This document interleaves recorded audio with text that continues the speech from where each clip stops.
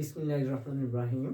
আজকে আমরা জানব যে ক্লাস নবম এবং দশম শ্রেণীর বিজ্ঞানী বোর যে পরমাণু মডেল প্রদান করে সে সম্পর্কে আমরা জানব। তার স্বীকার্য বলো, ধারণা বলো, প্রস্তাবনা বলো বা সফলতা বলো, সেই সম্পর্কে আমরা জানব। তো আমি বোর্ডে তার যে ফলাফল বা ধারণা বা প্রস্তাবনা খুবই সংক্ষিপ্ত আকারে লিখেছি এবং পয়েন্ট আকারে লেখার চেষ্টা করছি। তো আসি আমরা এ সম্পর্কে একটু বিস্তারিত পড়ব এবং জানব। প্রতিটি বোর্ড পরীক্ষায় প্রায় আসে, একবার না আসলে পরের বার এই বোর পরমাণু মডেল ও রাদারফোর্ডের পরমাণু মডেল থেকে প্রশ্ন আসে। দুটার মিলে একটা সৃজনশীল উত্তর করতে হয়। তো আসি আমরা জেনে নেই। তবে আরেকটা কথা না বললেই নয়, বোর পরমাণু মডেল কিন্তু রাদারফোর্ডের পরমাণু মডেল থেকেও গুরুত্বপূর্ণ। বোর পরমাণু মডেলকে বেশি প্রাধান্য দিতে হয় এবং বেশি বিস্তারিত জানতে হয়। এখানে বিস্তারিত জানতে হয় এই কারণে এখান থেকে ইলেকট্রন বিন্যাসের বেসিক ধারণাটাও পাওয়া যায়। তো আসি বোর পরমাণু মডেল, যে বিজ্ঞানী বোর যে মডেল প্রদান করেন সেটা হচ্ছে 1913 সালে। কত সালে? 1913 সালে। তার স্বীকার্যটা এরকম, তোমাদের এই রসায়ন বইয়ে প্রায় একটা রচনার মতন ঢালাই আকারে দেওয়া আছে, কিন্তু আমি এখানে পয়েন্ট আকারে দিয়েছি যে বিজ্ঞানী বোরের মডেলটা 3টা পয়েন্ট তৈরি করলেই মোটামুটি সব কথাই এর মধ্যে থাকে। তার মধ্যে প্রথম পয়েন্টটা হচ্ছে শক্তি স্তর সম্পর্কিত ধারণা। শক্তি স্তর সম্পর্কিত ধারণা। তবে তার আগে আমি একটা কথা বলি যে বিজ্ঞানী বোরের মডেলে অবশ্যই বৃত্তর মতো থাকবে। কি? বৃত্তের মতো থাকবে। এটা কয়েলের মতো না বা ঘুরতে একবারে উপবৃত্তাকারের মতো না, একবারে বৃত্ত থাকবে। তবে বৃত্ত চিহ্ন যদি আমরা সৃজনশীলে দেখি তাহলে মনে করব যে ঠিক তোমাদের বইয়ের 44 পৃষ্ঠার যে এরকম দেওয়া আছে, যে এরকম যদি আমরা সৃজনশীলে দেখি তাহলে মনে করব যে উদ্দীপকের ওই চিহ্নটা নির্দেশ করে বোর পরমাণু মডেল।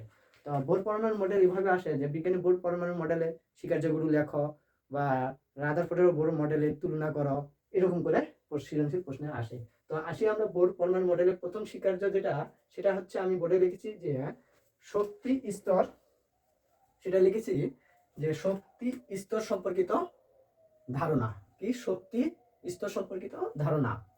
আমি পড়ে তোমাদের শোনাচ্ছি যে দেখো, পরমাণুর কেন্দ্রে নিউক্লিয়াসকে কেন্দ্র করে, পরমাণুর কেন্দ্রে কিন্তু নিউক্লিয়াস থাকে, আমি এর আগে আমার ভিডিওতে বলেছি। পরমাণুর কেন্দ্রে নিউক্লিয়াসকে কেন্দ্র করে ইলেকট্রনগুলো নির্দিষ্ট বৃত্তাকার পথে ঘোরে। যাকে আমরা বলবো কক্ষপথ বলবো, সেল বলবো, প্রধান শক্তি স্তর বা অরবিট বলে। আমি কেন এতগুলো নাম বলছি? একই নাম, একই অর্থ বহন করে। তোমাদের সাথে এই নামগুলো পরিচিত করার জন্য আমি একই কথা বারবার লিখছি। কারণ পরীক্ষার সময় তুমি সাপোজ ধরে নাও তুমি বা তোমার স্যার প্রধান শক্তি স্তর শুধু পড়াইছে, কিন্তু একই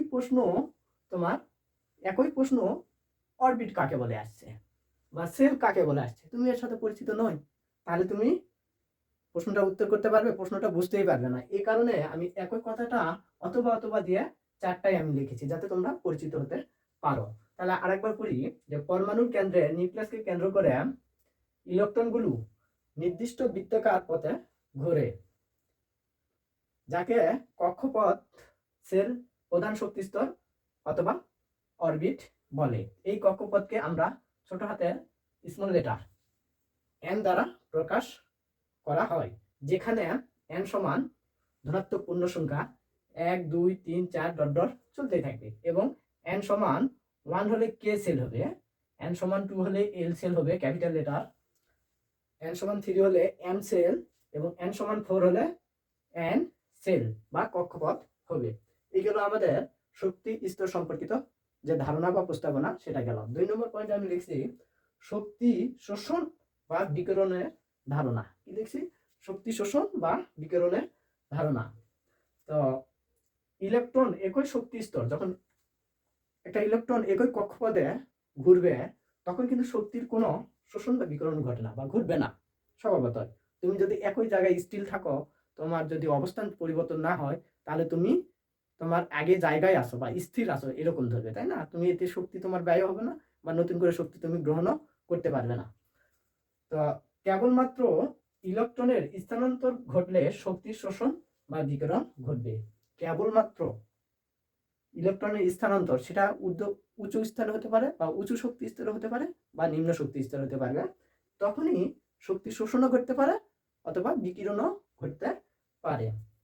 এক্ষেত্রে ইলেকট্রন উচ্চ শক্তি স্তর থেকে নিম্ন শক্তি স্তর, অর্থাৎ তুমি যদি ধরো 3 তলায় থাকো, 3 তলা থেকে প্রথম তলায় যদি আসো, আর তুমি একটা বিল্ডিং এর 3 তলায় আছো, 3 তলা থেকে প্রথম তলায় আসতেছ, অর্থাৎ শক্তি স্তরের 3 নম্বর শক্তি স্তরের থেকে প্রথম শক্তি স্তরে ইলেকট্রন আসতেছে, সেক্ষেত্রে আসলে নির্দিষ্ট পরিমাণ শক্তির বিকিরণ ঘটবে, শক্তির বিকিরণ ঘটবে। আবার আবার ইলেকট্রন নিম্ন শক্তি স্তর থেকে উচ্চ শক্তি স্তরে গমন করলে নির্দিষ্ট পরিমাণ শক্তি শোষণ ঘটে। শক্তির শোষণ ও বিকিরণের পরিমাণ হচ্ছে তোমার H V equal to H C by lambda. এই সি হচ্ছে আলোর বেগ, এইচ হচ্ছে প্লাঙ্কের ধ্রুবক, আর ল্যামডা হচ্ছে তরঙ্গ দৈর্ঘ্য, আর ভি হচ্ছে তোমার ওই 1 সেকেন্ডে আলো তোমার তরঙ্গ অর্থাৎ এই ইলেকট্রনের বেগ নির্দেশ করে। 1 সেকেন্ডে তোমার ইলেকট্রনের বেগ। এগুলো এই ইকুয়েশন দিয়ে অনেক সময় এমসিকিউ উত্তর করতে হয়, বিভিন্ন প্রশ্নের সমাধান করতে হয়। তো এটা আমি জাস্ট এই মানগুলো লিখলাম না, জাস্ট সমীকরণটা আমি উল্লেখ করলাম। 3 নম্বর পয়েন্ট আছে কৌণিক ভরবেগ সম্পর্কিত ধারণা। আমি বলছিলাম যে 3টা পয়েন্ট, এর মধ্যে 2টা পয়েন্ট বলছি, তারপর 3 নম্বর পয়েন্ট হচ্ছে কৌণিক ভরবেগ সম্পর্কিত ধারণা। একটি নির্দিষ্ট কক্ষপথে ঘূর্ণায়মান ইলেকট্রনের কৌণিক ভরবেগ নির্দিষ্ট হবে। নির্দিষ্ট বলতে যে কোনো এক জায়গায় ঘূর্ণায়মান ব্যক্তির যে একই জায়গায় ঘুরে তার শক্তি যদি ক্ষয় না হয়, স্থির থাকে, তাহলে শক্তির পরিমাণ একই থাকে, তাই না? তাহলে এখানেও তাই বলছে যে একটি নির্দিষ্ট কক্ষপথে, কক্ষপথ বলতে প্রধান শক্তি স্তর বা অরবিট যেটা বলো বা সেল বলো, একটি নির্দিষ্ট কক্ষপথে ঘূর্ণায়মান ইলেকট্রনের কৌণিক ভরবেগ নির্দিষ্ট হবে এবং তা h/2π এর অখণ্ড গুণিতক হবে। অখণ্ড গুণিতক বা h/2π এর অখণ্ড গুণিতক। এখানে আমি বন্ধনীর ভিতরে লিখেছি যে পূর্ণ সংখ্যা। এই যে এখানে অখণ্ড গুণিতক, ধরো n একটা পূর্ণ সংখ্যা, তাহলে অখণ্ড গুণিতক হবে n সমান হবে 1 2 3 4 ডট ডট হবে। এই সংখ্যার গুণিতক হবে কার? ওই ইলেকট্রনের কৌণিক ভরবেগ। তার সূত্রটা হচ্ছে কৌণিক ভরবেগ সমান n ইনটু h/2π।